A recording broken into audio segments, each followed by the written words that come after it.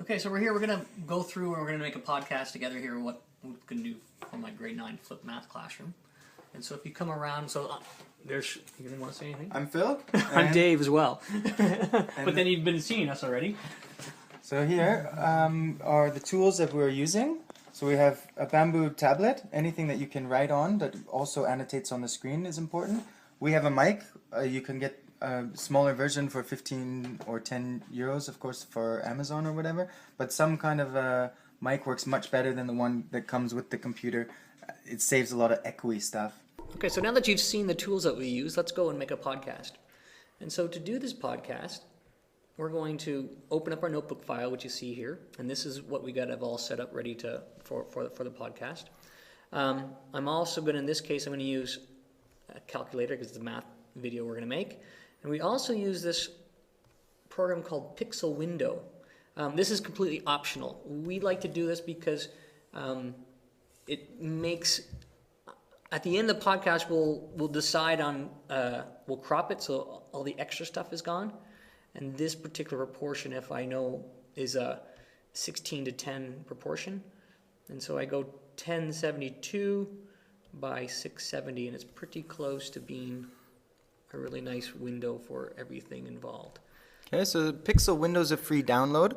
And the other thing, Notebook comes with the interactive whiteboard, but you might have any number of things. Sancora is a free download, which we will provide a link for. And I believe this is the Smart one, and there's one with TI. No. What's the other ones that we have? Inspire. What's that go with? I forget. Active Inspire, which goes with the other big name in the. But every kind of interactive whiteboard has the associated software, and that's what we're using. We just put that into there so you can annotate on it. Actually, anything you can annotate will work. Anything that's happening on the screen. And then to actually record, we're going to use ScreenFlow, which is, again, we bought this one, but QuickTime does it as well. And this is one that the school has for us. And so we're going to actually start this recording here.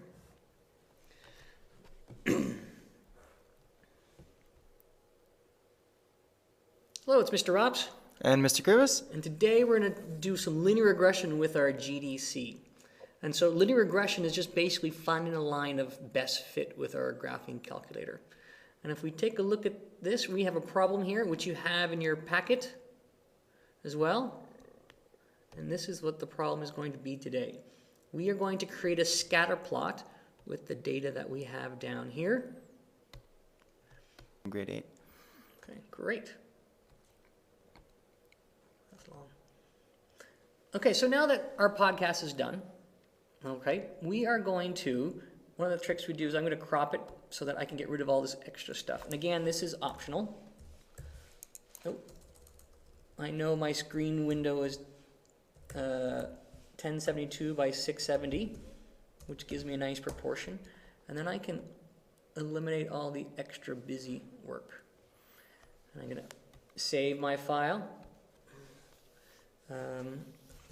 Linear regression. GDC, and put it in the proper spot. Okay, and so then what we have to do now, a lot of things, most of these screens programs will have options to be able to export to either straight to YouTube or Vimeo, or to import it to an MOV file, which then you keep it onto your hard drive.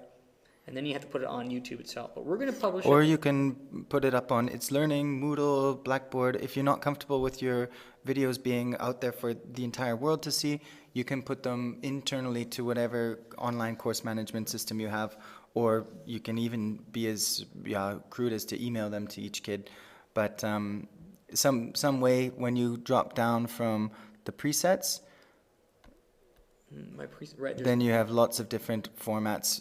Those are just the formats from ScreenFlow, but many different software will have different ways of processing, right. Exporting, I think it's called. And when we go to YouTube, we always just do web high, and that seems to work well for us.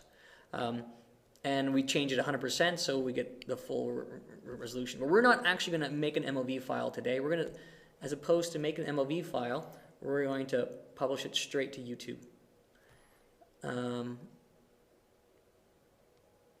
right, I'm not worried about that so much. I'm going to sign in. I have to do a few little things for YouTube. And this is going to be 3.7.1. I take care in how I title these so that the students can find them and make them searchable. GDC regression,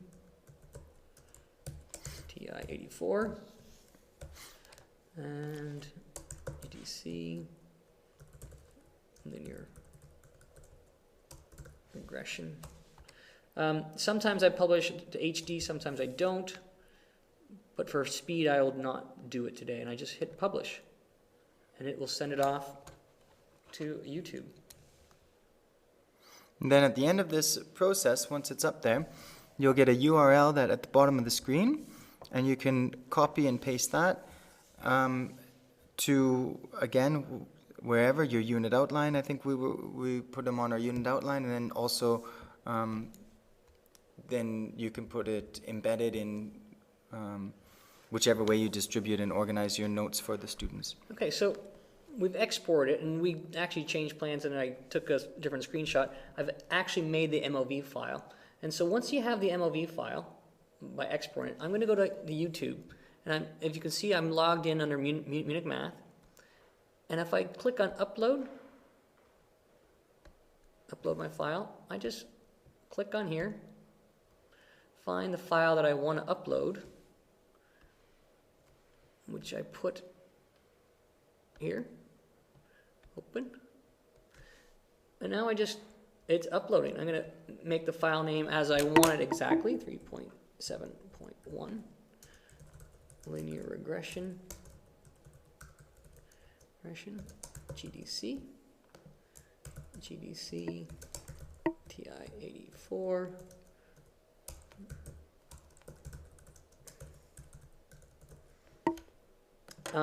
I tag it too with various tags so that other people, the students, can have an easier time to find it. But again, these bits are all optional. I have it public. You can make it listed or private, however you want. Education is a category. I've got that preset. And then once it's done, I can go over to the YouTube, and it doesn't even have to be done. It's processing right now. And when I go to YouTube, it's processing. I can go to share. I can take the code, or I like to take the embed code. The middle size here is what I usually like. I take the embed code, and then I can embed it into a website. I can embed it into It's Learning as a program we use, Blackboard, various things.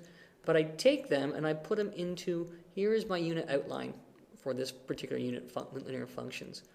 And I keep these embed codes, and I put them in certain spots so that I have them for future reference.